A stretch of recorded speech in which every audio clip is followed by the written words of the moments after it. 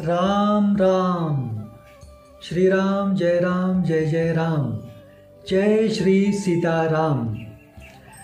आज हा व्हिडिओ आत्ता पाहत असलेल्या माझ्या प्रत्येक बंधू भगिनींना मी आवर्जून एक बाब सांगू इच्छित आहे की एकतर आत्ता हा जो व्हिडिओ तुम्ही पाहत आहात तो आवर्जून मी का बनवतो आहे आत्ता, मला व्हिडिओ बनवून यूट्यूबवर अपलोड करून तुमच्यासमोर प्रदर्शित करण्यासाठी एकतर खूप जिकिरीने वेळ काढावा लागतो आणि तो वेळ काढून आज हा आवर्जून व्हिडिओ बनवण्याचं कारण असं की आता गेली 45 वर्षांपासून मी पुण्यामध्ये वास्तव्य करतो आहे। पुण्यामध्ये गेल्या कित्येक वर्षांमध्ये माझ्याकडे बंधू भगिनी ज्या काही आपापल्या अडचणी समस्या घेऊन येत असतात त्यांच्यासाठी त्या समस्याच्या निरसनाच्या इच्छापूर्तीच्या निरसनाच्या अनुषंगाने मला जे काही करायचं ते मी करत असतोच आहे। आता जे माझी भेटीची वेळ घेऊन अपॉइंटमेंट घेऊन माझ्यापर्यंत पोचतात त्यांचा भाग वेगळा आहे, परंतु काही बंधू भगिनी काही कारणास्तव माझ्यापर्यंत पोचू शकत नाहीत।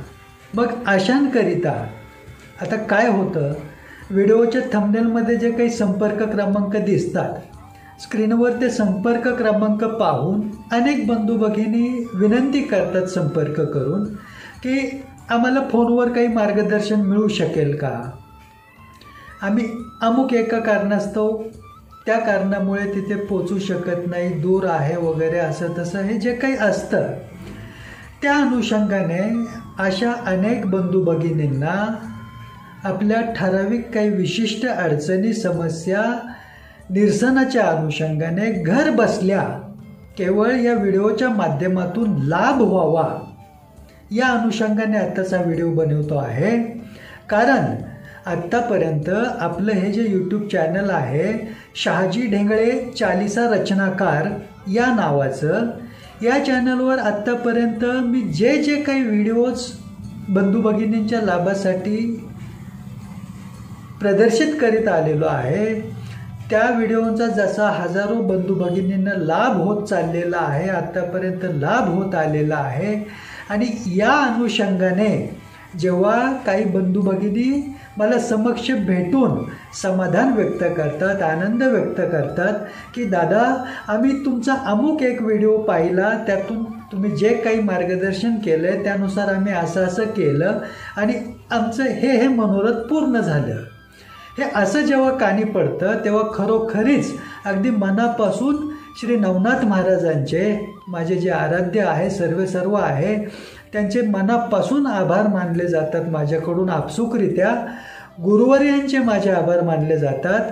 कारण हे जे काही सेवा कर्म आता गेली इतक्या वर्षांपासून माझ्या हातून घटित होत चाललंय त्याला खरोखरीच नवनाथांची कृपा आहे, गुरुवर्यांचा आशीर्वाद आहे।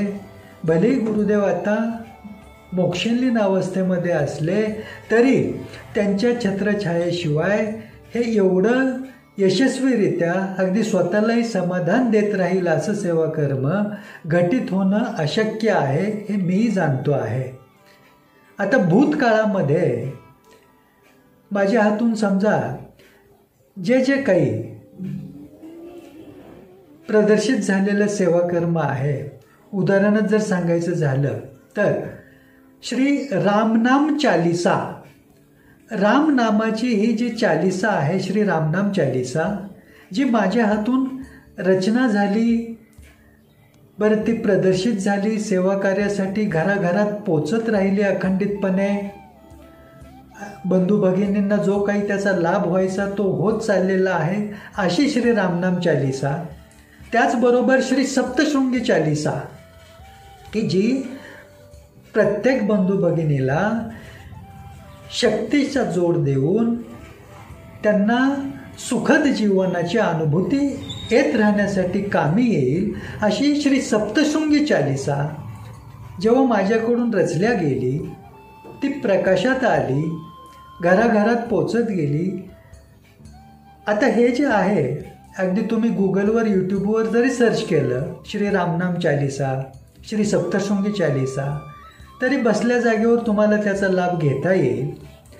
त्याचबरोबर श्री धावजी पाटील महाराजांची समाधी आरती, म्हणजे धावजी बाबा समाधी आरती ही जी काही सर्वात मोठे म्हणजे तंत्रशक्तिपीठ हे जे भूतलावर आहे, जशी देवीची 51 शक्तिपीठं आहेत, तसं सातारा जिल्ह्यात सुरूर गावामध्ये श्री धावजी पाटील महाराजांचं तंत्रशक्तिपीठ आहे, जिथे धावजी बाबांनी 18व्या शतकामध्ये जिवंत समाधी घेऊन आज 21व्या शतकापर्यंत सातत्याने लोकांच्या अडीअडचणी, समस्या, संकट, इच्छापूर्ती याच्यातून त्यांचं लोककल्याणार्थ सेवाकार्य हे चालूच आहे.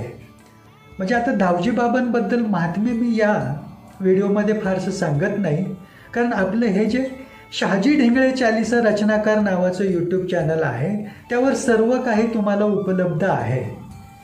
म्हणजे याच धावजी बाबांना अगदी बंगालमधले सुद्धा आणि इतरचे सुद्धा मोठमोठे तांत्रिक थरथर कापायचे, अक्षरशः मोठमोठे तांत्रिक धावजी बाबांचे शिष्य बनण्यासाठी धडपडायचे.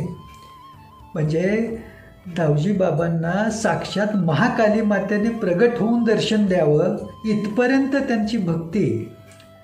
त्यांनी ज्या काही सर्व प्रकारच्या विद्या, तंत्र, जगतातलं सगळं तंत्र मंत्र जे काही अवगत केलं, सिद्धी अवगत केल्या, अशा धावजी बाबांच्या जिवंत समाधीस्थळाचं, तंत्रशक्तिपीठाचं एक हातून सेवाकर्म घडण्याच्या अनुषंगाने जे माझ्या हातून धावजी पाटील समाधी आरती रचल्या गेली, जी घराघरात पोचलेली आहे, लोकांना, बंधू भगिनींना त्याचा लाभ होतो आहे. बरं, महाकाली मातेचं, श्री काळेश्वरी मातेचं, मांढरदेवी काळूबाईचं किंवा धावजी बाबांच्या मंत्राचं, हे गुप्त तंत्रशक्तीचे, तंत्रजगतातल्या मोठ्या मंत्रानिशी मी जे काही बंधू भगिनींना लाभ होण्याच्या अनुषंगाने या यूट्यूब चॅनलच्या माध्यमातून आत्तापर्यंत प्रयत्न करीत आलेलो आहे. किंवा इथून मागेसुद्धा आपले जे काही इतर 3 यूट्यूब चॅनल आहेत, श्री नवनाथ सत्वतीर्थ नावाचं एक यूट्यूब चॅनल आहे, रामनाम महिमा सेवा मंडळ या नावाचं एक यूट्यूब चॅनल आहे, आणि भक्ती TV9 या नावाचं सुद्धा यूट्यूब चॅनल आहे.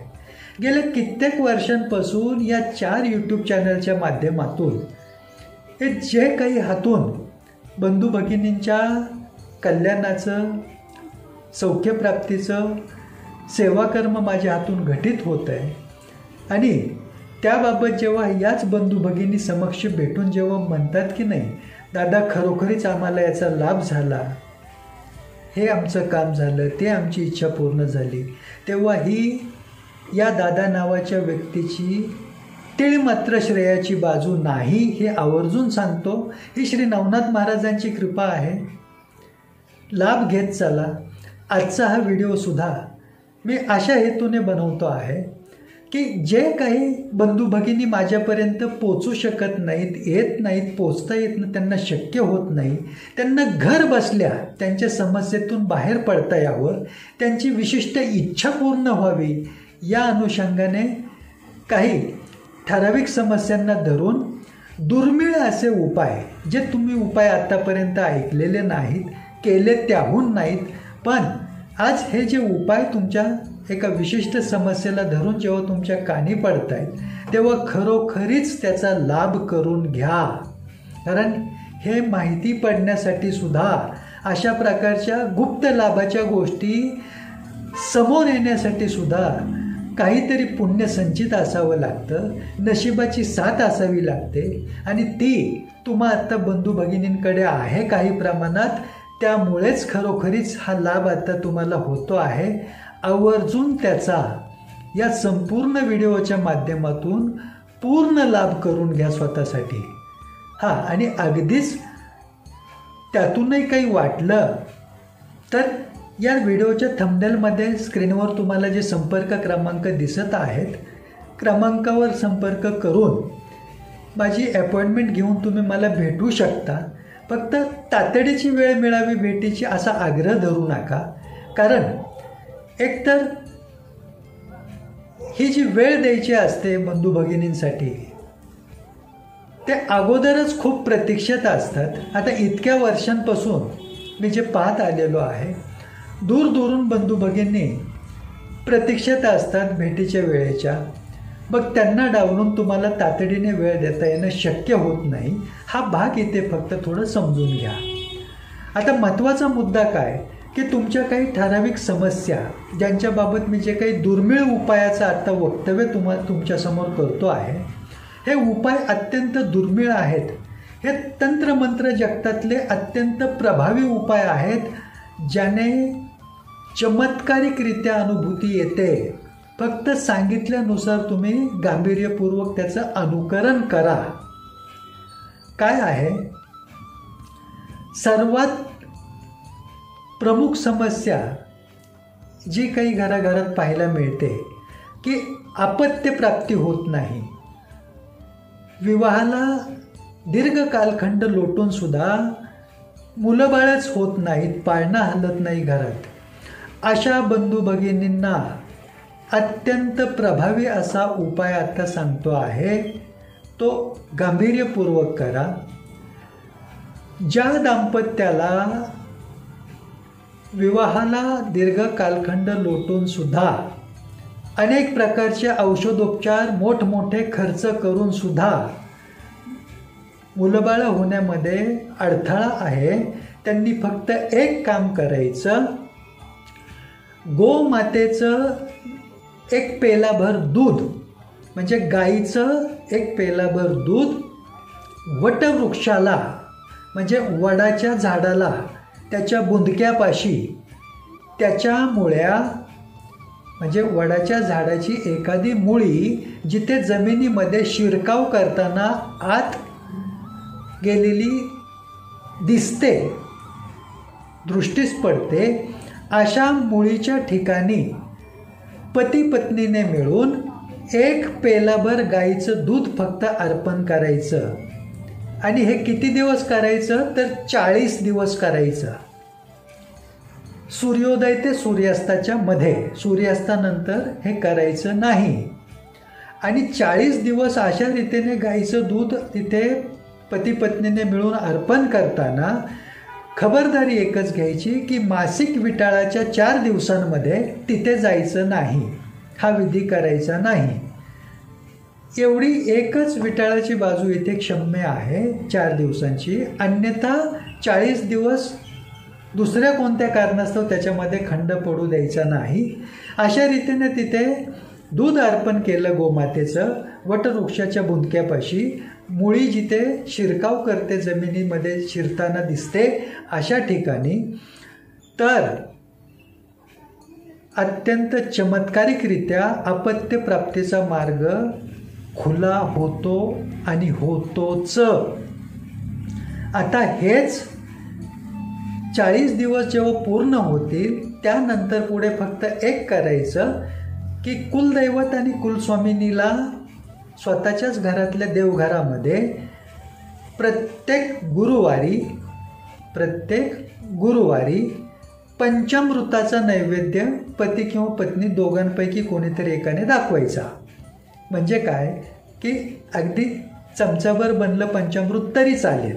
थोडं गाईचं दूध, थोडं गाईचं तूप, दही, मध, साखर या 5 घटकांनी चमचाभर पंचामृत बनवायचं आणि कुलदैवत कुलस्वामिनीला नैवेद्य दाखवायचा. एवढं फक्त घरामध्ये अपत्य येईपर्यंत पुढे करायचं. हा गांभीर्यपूर्वक उपाय करा. अपत्य प्राप्तीची मनोकामना श्री नवनाथ महाराजांच्या कृपाशीर्वादाने या तंत्राद्वारे अगदी चमत्कारिकरित्या पूर्ण होईल, याच्यात तीळ मात्र शंका नाही. आता दुसरा भाग काय की विवाह ठरत नाही, म्हणजे घरामध्ये एक कन्यारत्न विवाहाचा आहे, पुत्ररत्न आहे, कोणी असू देत, मुलाचं लग्न ठरत नसू देत किंवा मुलीचं लग्न ठरत नसू देत, काय करायचं फक्त ज्या मुलाच्या किंवा मुलीच्या लग्नासाठी प्रयत्न चालू आहेत त्यांच्या हातून फक्त एकच गोष्ट झाली पाहिजे, ती म्हणजे पारिजातकाचं जे रोप असतं, पारिजातक म्हणजे पांढऱ्या रंगाचं फूल असतं आणि मागे लालसर केसरी रंगाची त्याला दांडी असते, सुगंधी फूल असतं. हे पारिजातकाचं जे वृक्ष आहे याला स्वर्गीय वृक्ष म्हणतात, कारण हा स्वर्गलोकीचा वृक्ष आहे. आणि बोलीभाषेमध्ये तुम्ही काय ऐकता की विवाहाच्या गाठी ह्या स्वर्गात बांधल्या जातात, प्रत्यक्षात हे भूतलावर घडतं. त्यामुळे फार जरी खोलवर ज्ञान त्याबाबत तुम्हाला नसलं तरी फक्त एकच करायचं की ज्या मुलाचा किंवा ज्या मुलीचा विवाह व्हायचा आहे आणि त्याच्यामध्ये त्यांचे प्रयत्न चाललेत, अडथळा येतो आहे, त्या मुलाने किंवा त्या मुलीने नित्यनियमितपणे फक्त पारिजातकाच्या रोपाला सकाळी स्नान झाल्यावर पेलाभर पाणी अर्पण करायचं, पेलाभर जल अर्पण करायचं. हे म्हणाल किती दिवस दादा? तर विवाह ठरेपर्यंत. कारण एकदा पारिजातकाच्या रोपाला पाणी घालायला सुरुवात झाली की लवकर विवाह ठरतो. त्यामुळे हे तुम्हाला फार काळ करावं लागणार नाही.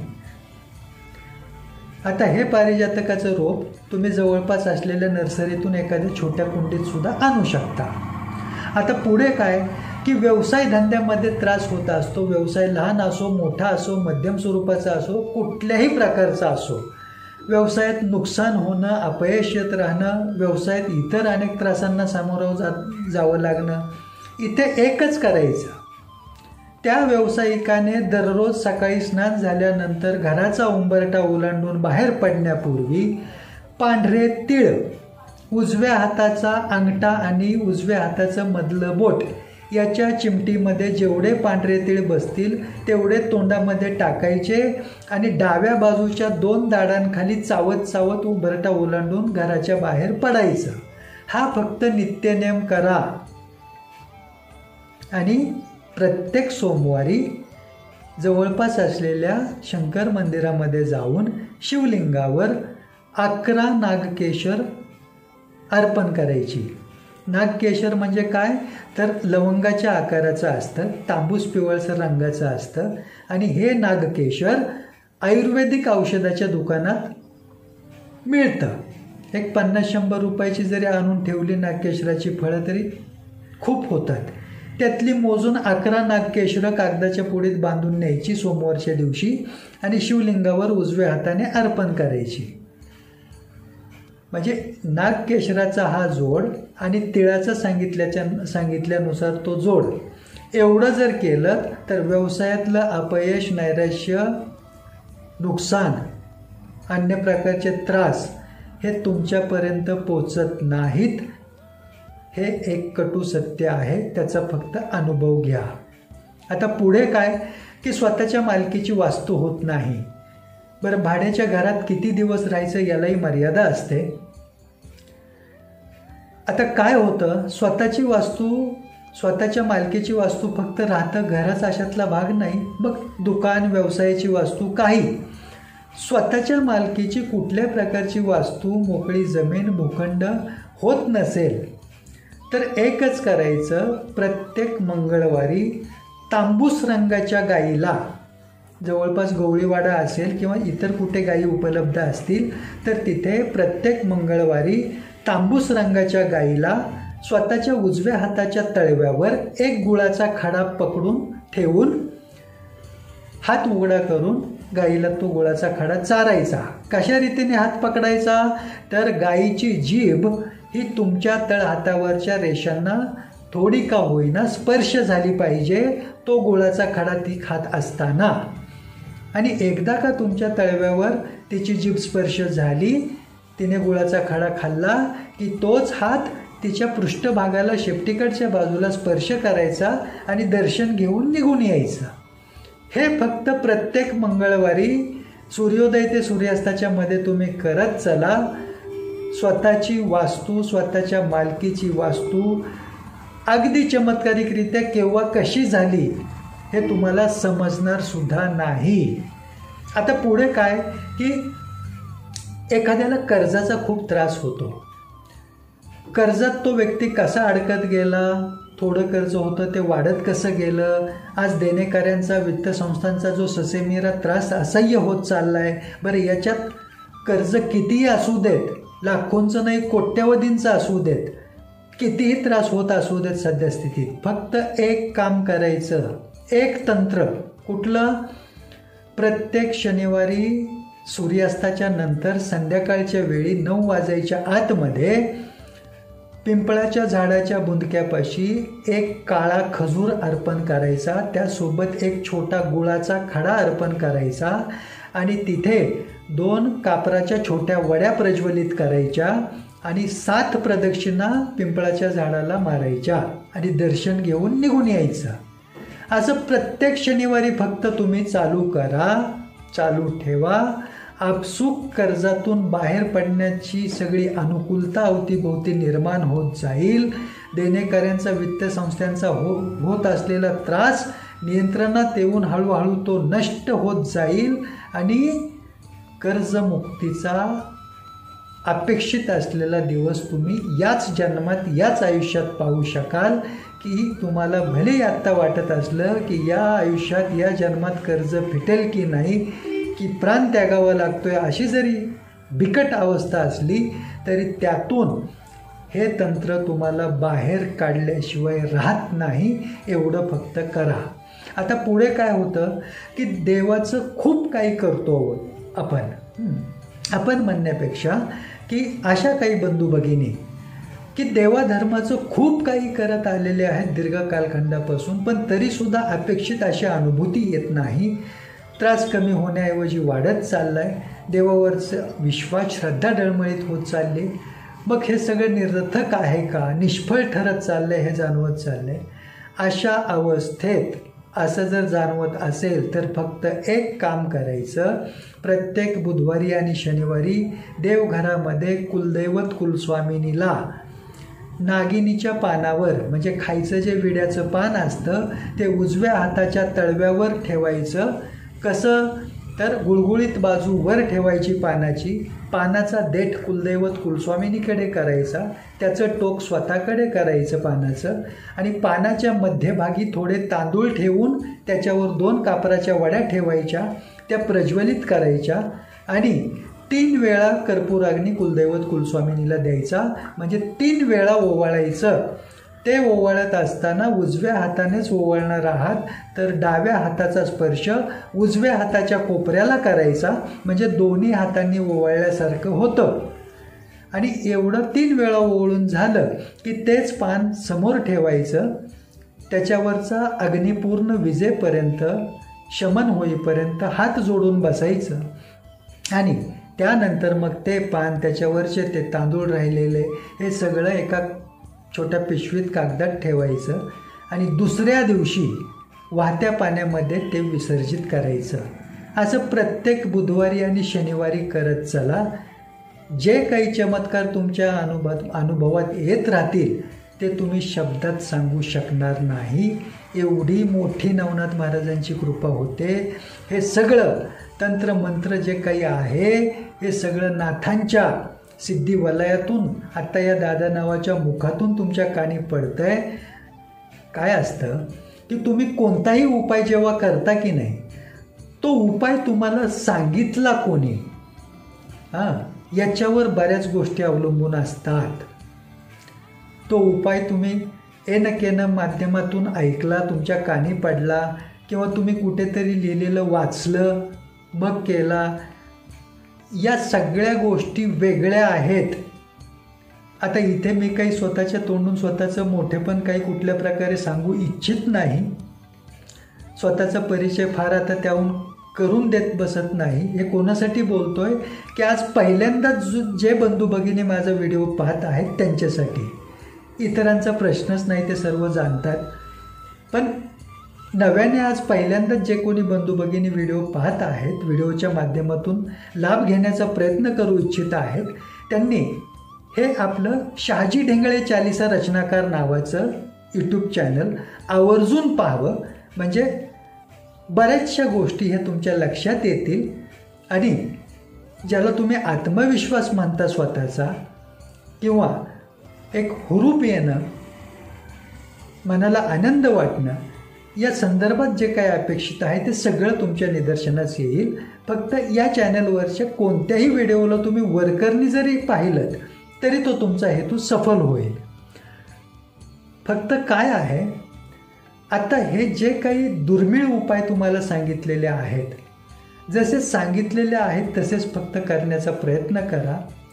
चमत्कारिकपणे असा अनुभव येईल की तुम्ही स्वतःहून या थंबनेलमध्ये जे संपर्क क्रमांक दिसत आहेत त्याच्यावर क्रमांक करून माझी भेटीची वेळ घेऊन भेटून तो आनंद व्यक्त करण्यासाठी निश्चितपणे येणार, याच्यात शंका नाही. ही सगळी नवनाथांची लीला आहे जे काही आहे ते. पण एक बोलण्याचा भाग सांगितला असो. आता या आपल्या समस्या निरसनाच्या चर्चेला पूर्णविराम देतो आणि आपली रजा घेतो. जय श्रीराम, जय श्री सीताराम. राम राम, राम राम.